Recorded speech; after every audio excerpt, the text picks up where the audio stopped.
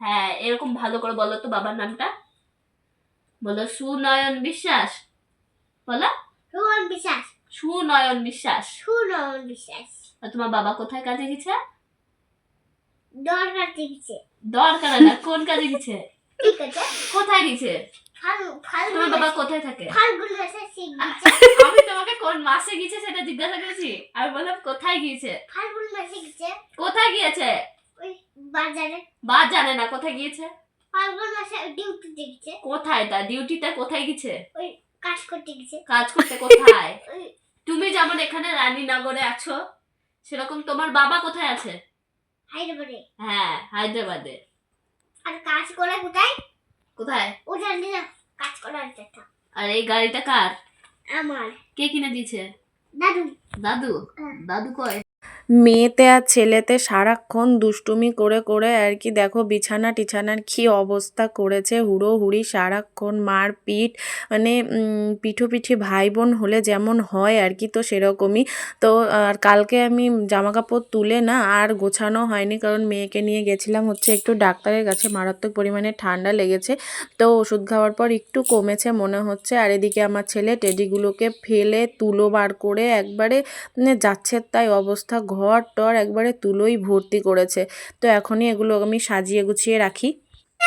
Hey guys, good morning, welcome back to my channel. কেমন আছো তোমরা সবাই? আশা করি ভীষণ ভালো আছো, আমিও বেশ ভালো আছি। আর পাইল ব্লগ চ্যানেলে তোমাদের সকলকে জানাই অনেক অনেক স্বাগত, অনেক অনেক ভালোবাসা। ঘুম থেকে অনেকক্ষণ আগে উঠে গেছি, উঠে আর কি বিছানা টিছানা তোলা হয়ে গেছে, তারপরে আর কি মাছ টাছ ধুতে হবে এবার। তো চলো এখন দিনের শুরুতে আর কি কাজগুলো টুকটুক করে করতে থাকি, তোমরা ভিডিওটা দেখতে থাকো আর জানিও যে কেমন লাগলো। প্রত্যেক দিন সকালবেলা বাবার মতোই চা করে, মানে আমরা যদি চা করি না আমি চিনিটা কম দিই, বাবার যেহেতু সুগার রয়েছে। আর সকালবেলায় চা করলে বাবাই চা করে নেয় নিজের ইচ্ছা মতন, মানে একটু চিনি বেশি দিয়ে। তো বারণ করি না আমরা যদিও, আর আমি সকালবেলার দিকে একদমই চা খাই না, বাবা আর মায়ের জন্যই চা বানাই। তো এদিকে আমার দিদির মেয়ে এসেছে, তো ওর জন্যই একটু চা বানালাম আর কি। আর এদিকে দেখো এখন এখানে খয়রা মাছ নিয়ে এসেছে বাবা, আর একটা কি মাছ আমি এই মাছটার নাম জানি না, বাট খয়রা মাছ আমার ভীষণ প্রিয়, বিশেষ করে আমার খয়রা মাছ ভাজাটা ভীষণ ভালো লাগে। আর এই যে বড় মাছটা দেখতে পাচ্ছ, মানে একটু বড় মাছটা, এই মাছটা হচ্ছে আমার ছেলের জন্য আর আমাদের মেয়ের জন্য। তো ওরা দুজনেই আর কি ভাজা খাবে। আর ছেলে দেখতেই পাচ্ছ পিছনে শুয়ে শুয়ে আর কি কার্টুন দেখছে। আর আমার দিদির মেয়ে এখনই জাস্ট ঘুম থেকে উঠলো, উঠে আর কি মাথা টাথা আঁচড়াচ্ছে। আর এদিকে আমি একটা বেগুন তুলবো আর কি গাছ থেকে, কারণ খয়রা মাছ না সর্ষে বাটা দিয়ে আর বেগুন দিয়েই বেশি ভালো লাগে আমার মনে হয়। তো মা বলছিল সর্ষে বাটা দিয়ে, তো আমি বললাম যে না, গ্যাস হচ্ছে সবারই ইদানিং, তো সে কারণে বেগুন আর আলু দিয়েই বানাও। তো আমাকেই করতে বলছিল, বাট আমার আর সময় হয়নি, কারণ ছেলে রাত্রের বেলায় কিছুই সেরকম খাচ্ছে না, তাই সকালবেলা আমাকে একটু তাড়াতাড়ি আর কি খাওয়ানোর চেষ্টা করতে হচ্ছে।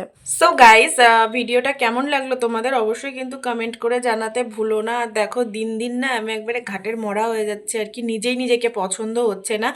তো যাই হোক, সামনের ঘরে বিছানা রয়েছে, আমার দিদির মেয়ে এসেছে, তো সে কারণে আর কি সামনের ঘরেই শুতে হচ্ছে। ভিতর ঘরে আমাদের দুইজন হয় ঠিকঠাক, তিনজন হলে না একটু চাপাচাপি হয়, তো সে কারণে আর কি সামনের ঘরে শোয়া। আর ও একটু দেরিতে উঠেছে, তো সে কারণে বিছানার এখনও পড়ে রয়েছে, তো সেটাই আর কি তুলবো।